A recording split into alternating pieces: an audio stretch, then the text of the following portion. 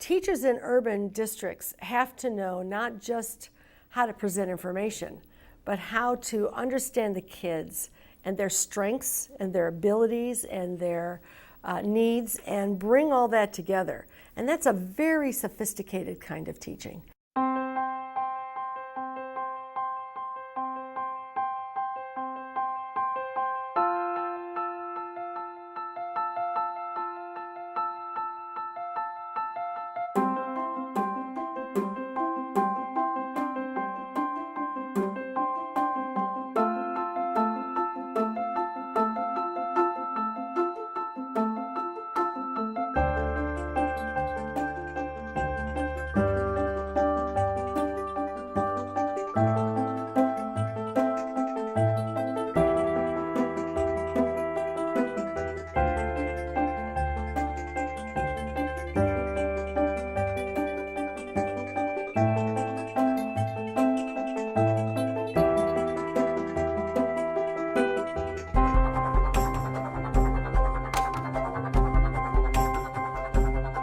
Hello, and welcome to Impact, Preparing Effective Teachers for Urban Schools. I'm Anna Marie Francois, Director of UCLA Center X. In this episode, we see how transformative education must address the deep social inequalities that manifest in schools as gaps in educational opportunities and achievement. How can we ensure there is social justice, equity, and access for students in the classroom? For me to be a social justice educator, that's a really big question, and to me it means that I need to be aware of who I am myself with the lenses of race, class, and gender, who I am for myself as an educator, but also thinking about my relationship to the world. Repeat after me. I am beautiful on purpose. I am beautiful on purpose. I am the change my community hopes for. I am the change my community hopes for. One more time. I am beautiful on purpose. I am beautiful on purpose. I am the change my community hopes for. I am the change my community hopes for. I love that quote because even though we're in mathematics class, we can take a break from what we're doing and recite that quote. And the idea is that students would feel empowered from that, saying I am beautiful and I want to be that change for my community. Being a social justice educator means to make sure every child has an equitable education, that they have access to all the materials they need, the belief that every child can learn, and making sure that every child learns is part of being a social justice educator. Being a social justice educator means looking at the work of teaching as a political act. That teaching doesn't happen in a vacuum, and that children are not empty vessels waiting to be filled with knowledge and information. But rather, teaching and learning happen in communities where there is pre-existing knowledge, in communities where there are social issues and challenges that children and their families face every day. Students bring their experiences with them into the classroom, and those experiences influence how they understand the world and how they learn, and as a result, should shape the ways in which we teach. The mission of Center X is deeply guided by principles of social justice, and an important principle that we make sure is part of everything we do is that we value and respect the communities we serve. Our students don't go into their schools with deficit notions of children, and we work hard at giving them opportunity to learn about the positive, the assets, the deep historical nature of the communities that we are working in. And I think that's an important part of what our students leave this program with and go into teaching, that their students have so much to offer to their own learning. So it's ridding this deficit notion of poor communities, of diverse communities. And I think that's a very important part of what we do in the Impact program. At UCLA Center X, we believe that it's important to be very explicit about the fact that we don't target any and every community. We're very direct about targeting those that are most underserved, and typically those communities are underserved because there's a high degree of linguistically, culturally, and racially diverse students in those areas. It's crucial that we go into the places that have been historically underserved in the city. Many times those are places where there are lines drawn with race and class, And we want to make sure that in those communities there are high quality schools with effective teachers. Many times in the communities it's exactly the opposite. There are low quality schools, teachers are not very effective. And so we really have to flip the equation to make sure that we're putting our energy, our funding, our best teachers in places that have been historically underserved. We talk about social justice, we're looking at equity and access to the instructional program for all of our students. It fits in, I mean the fit is perfect as far as the UCLA Impact program is concerned. It's really informing the instruction, but also more importantly, providing that additional support, differentiation, scaffolding, et cetera, for our students. Part of that whole equity and access is the personalization. That additional person in the classroom, that teacher, the additional apprentice with our mentors, makes such a difference. Again, personalization is key to the success of a pilot school, and that person in the classroom does so much to assist our students, working with the teacher, of course, but providing quality instruction. How it is when we have two teachers in our classroom is that both teachers, Ms. Berkman and Ms. Vega, they will like, when we have a question, like they both have show us two different ways how to show the math problems in algebra 2. So like when Ms. Berkman will like do these chants, same signs add, different signs subtract, take the sign of the bigger number, and Ms. Vega will show us how to do the problems, and it's pretty fun having them both.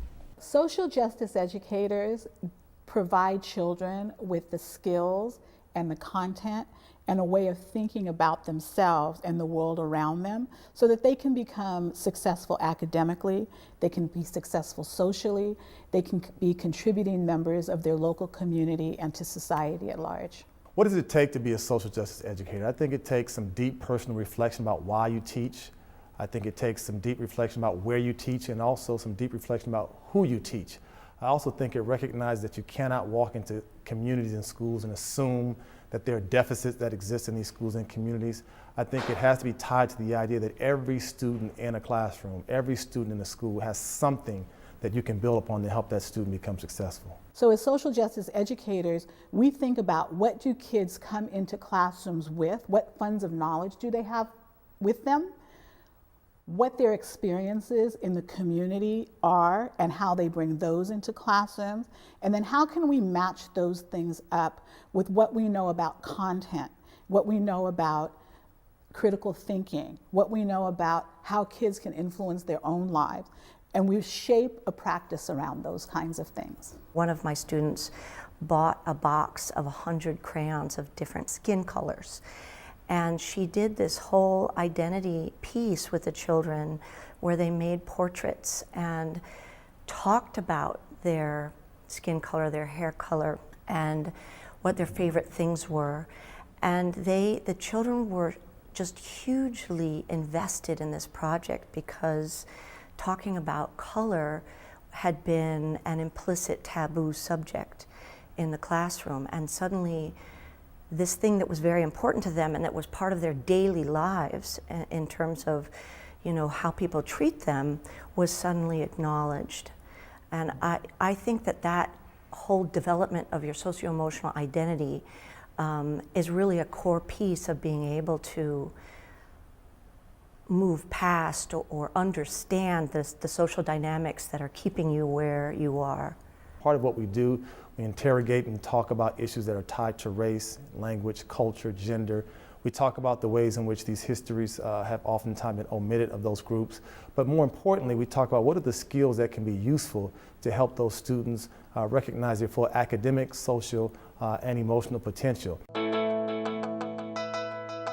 Impact promotes social justice through 4 dimensions of teaching quality: academic rigor, content discourse, equitable access to content, and classroom ecology. We focus on how students think and how students best learn and what is the best environment for our students to learn. And one of the theories that we're discussing that I really enjoy is social cultural theory. And that theory pretty much just talks about that we learn as a community. And I think it's important to have that idea in the classroom. How do we make science alive to the students that sometimes have been have been jaded by science or have been disconnected in some way or another. So I really asked them to learn from their students, see how they can connect concepts like genetics to their students. And I think if they always put their students first and really think about, what do my students come with? What do my students know? How can I connect this content to their life and their world? It really helps enact social justice. There's more to math than just numbers, and I think that's the important part of it. It's about teaching students how to become empowered and have this sense of agency and see the world differently, and how they can come back and give back to the community, and learn how to fill out an application for college and stuff like that. And I think that's the part that's very important for teaching. It's more the connection with the student than just, oh, I'm here to teach you, and absorb, and you're just a sponge. And I think there's more to that. And I feel like the UCLA program really specifies and really focuses on that aspect of it. I think that there's a lot of strategies that we infuse in the classroom to help students access the content and also the skills, the 21st century skills. And some of the things involve the way we structure projects so that students are working collaboratively, which really supports our English language learners. It supports the development of academic language, and it also really supports our special needs students. If you looked in a school where you saw different types of pedagogy or different ways of engaging students, I think what you would see are teachers who are moving, who are engaging, who are dynamic. You see a lot of hands-on learning, a lot of problem solving. Students would help to think about ways in which they solve problems that are pertinent to their own communities, that are tied to their backgrounds. You'd see in the room all kinds of work that demonstrated the ways in which they thought about issues around math or science. You would see just a lively and here a very engaging kind of environment.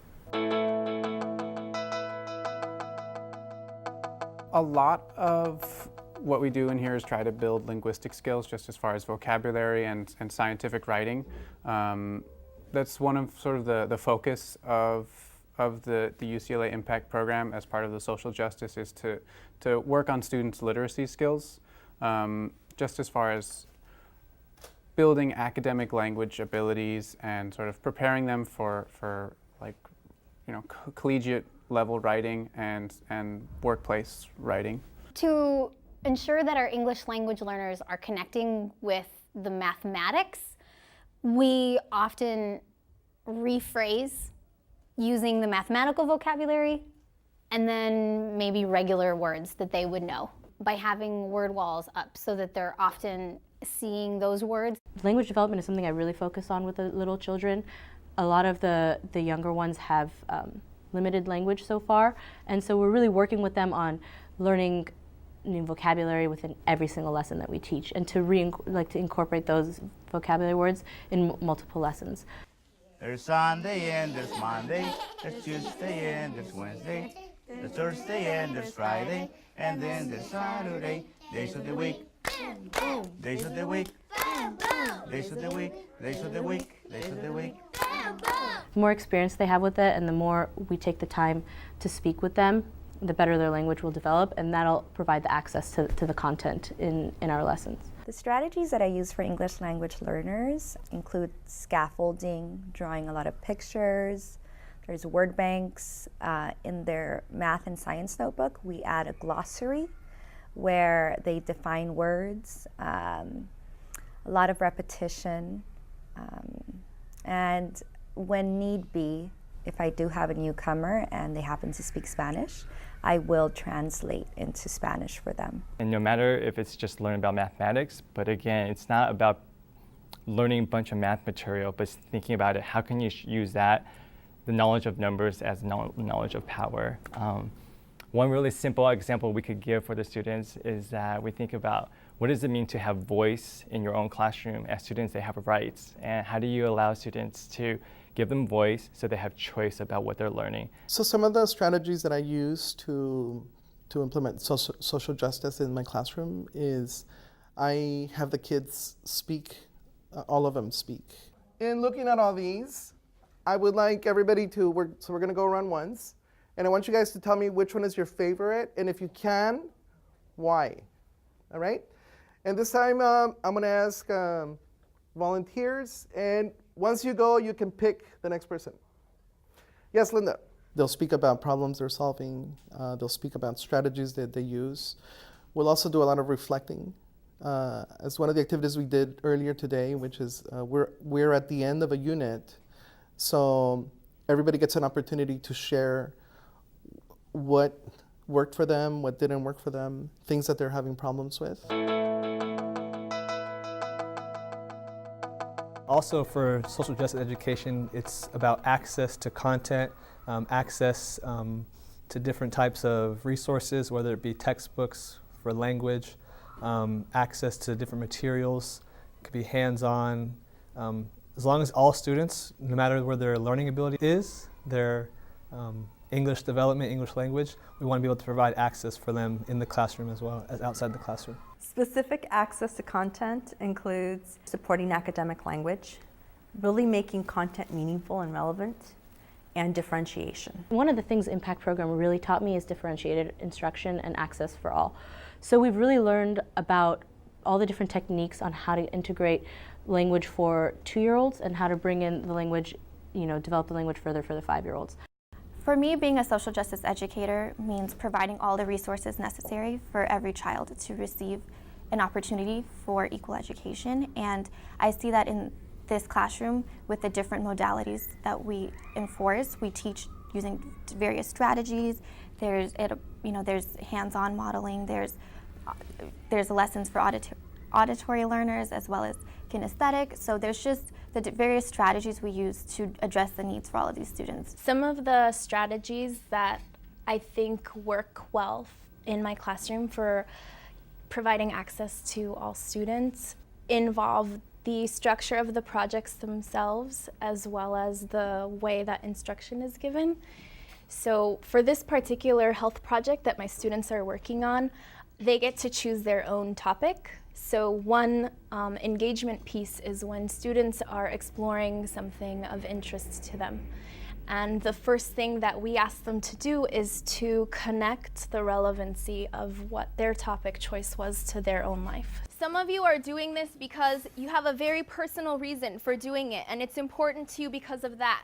And some of you are choosing your topic just because it was interesting to you or because it affects your community. So whatever reasons you have for it being important, those are really, really essential to keep in mind when we're designing our product later. We want to know, why does this even matter, so that our product also reflects why it matters. My project is about nutrition because I love to be fit and healthy. So I think it's important that all of us who actually enjoy working out, or just the everyday person, they actually get the proper nutrients. So starting with giving students choice, I know that that's a big engagement piece for our students. They don't have too much choice on a daily basis. So if they come into the classroom and they're actively engaged in choosing their own curriculum, it helps them stay engaged in the skills and the content that come along with it. We use a lot of cooperative learning strategies, a lot of things that are built in so that it not only allows every student to learn at their own pace, but also sort of forces accountability. Things like we use Kagan cooperative learning strategies, think pair shares, jot thoughts, quiz trade. These are just a few strategies that we pick up and use. And the students, after they've practiced doing them a few times, start to know right on the ball. If I say, stand up, we're going to do a quiz trade, they already know what the procedure is and they know how to move around and interact with their teammates. Popsicle sticks are also the same thing as equity sticks, and that's an actual popsicle stick with the name of every student on there. And I have them in a little bucket, so it has every student's name, and whenever you just want a question answered, to just kind of be equitable and not just always pick the student who raises their hand all the time. To also get the students who are maybe more shy, I just call in a random name and then have them answer. Okay, Anthony Santiago. For 12 plus 6, what did you get? 18. Okay, let's see if that's what everyone got. And That's a correct answer. Yep, 12 plus 6 is 18. Nice. Let's see how they do on this one. I know, Kimberly gets to try this one. Sometimes the students, they may not like popsicles because they're put on the spot, but the kind of environment that's Ms. Brinkman and I've created makes it really, I think, safe for wrong answers. We love mistakes or answers that are not correct because that's always a learning opportunity. So if students doesn't get a question when their name is called, what I've done is I'll come back to them, pick another student, and then have the student rephrase what the answer was. Our students who are typically in an environment where they're not trusting and they can't be trusting because it's not safe for them to do so, we try to create a safe space here where they can be trusting of others and collaborate with others to do something positive. For myself as an educator, if I never asked a student how they're doing as human beings and social beings, if I didn't get to know their world, then for me, I wouldn't have been as successful. So to be socially just is caring for the child holistically and teaching them the tools and the lenses to see the world. Our class is very diverse in the sense that there's different student abilities in mathematics. So what we tried doing today was have differentiated groups so that each student could get the help that they need. When we have like groups, that's when we have the small groups that we have the 5-year-old in one table, the 2-year-olds in another one, and the 3-year-olds in another one, because the levels of learning are different. The 2-year-old will learn to play most of the time, but we need to emphasize their learning. And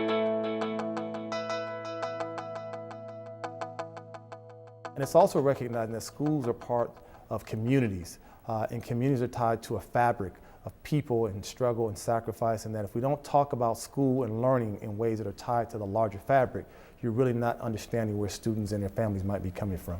The more new teachers are fully engaged with the communities in which they are to serve, the better off we're all going to be from the point of view of the desired outcomes we all want, which is all our children having the opportunity at a real, meaningful, engaging, truly democratic education. From the very first day, our students are in the community, in the cities, by the schools, so that they know the city, they know the students, and they learn the importance that makes in being a good teacher. They bring the community into their classroom and value it and respect it and build on it. And I think that's what makes a very big difference in creating teachers who care about their students and making a difference. Parent relations are very important in a child's education because learning doesn't stop in the classroom. The parents support at home is completely relevant in their child's education. So it is important that the parent feels involved in their school, in their child's education, and that the child feels supported at home as well. How I connect social justice to the parents, it's this idea that the parents are our biggest assets, and sometimes in urban schools, we know that it's a really challenging community and environment, and instead of telling more to the parents, we will always want to ask more and listen more. So we want to share stories first, trade ideas before we tell them what's right or what's wrong about their child. The importance of parent engagement in closing the achievement gap is huge because we operate from the standpoint that parents are students' first educators. Parents are oftentimes are able to help us to understand how to connect to children.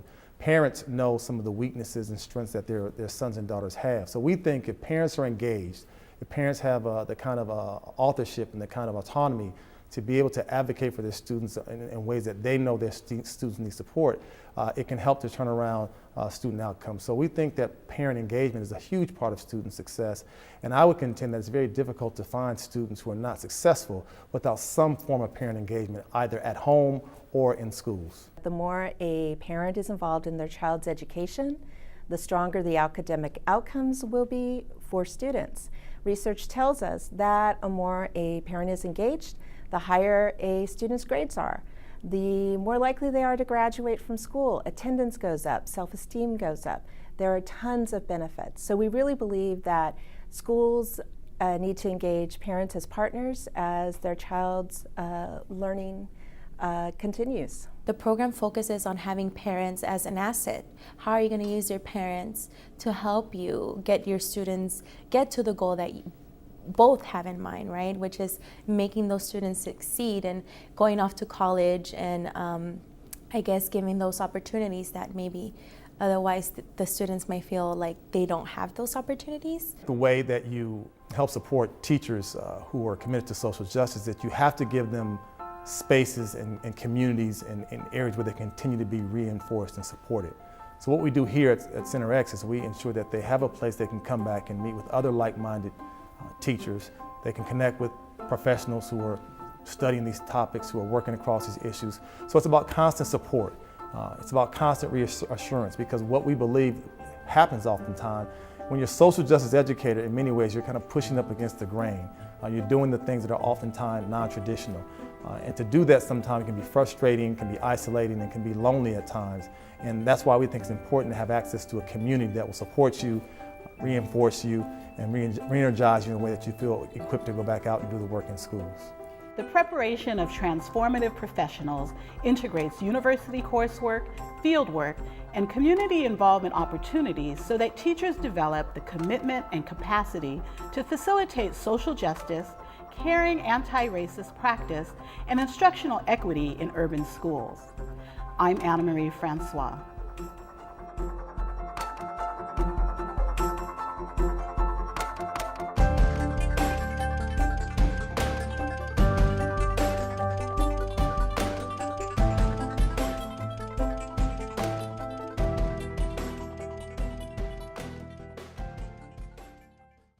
Next time on Impact, we'll discover how Impact apprentices learn the art of teaching by combining university coursework with classroom practice at a high-needs school.